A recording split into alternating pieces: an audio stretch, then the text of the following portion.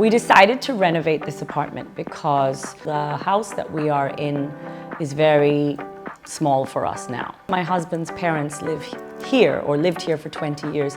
They have so much space. They asked us, do you want to switch? So we decided that this was a good option. We've always gone with companies that have a very clean, minimal kind of aesthetic. And I think that's why we were attracted to Grande, because their designs are very clean, very minimal, very contemporary. In terms of being Indian, I think it doesn't matter. The only thing we were looking for was somebody that understood what we wanted and somebody that was willing to discuss ideas with us.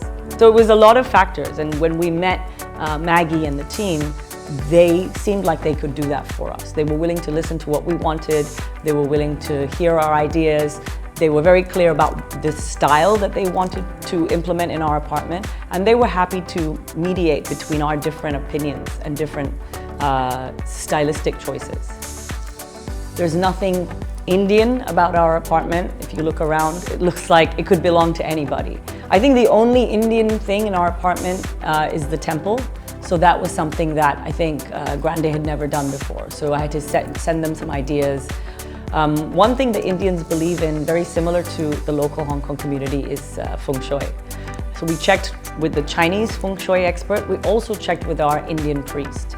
I think those were the things that we were most concerned about. But otherwise, we are like any, young modern Hong Kong family. We just want it to be functional for our family.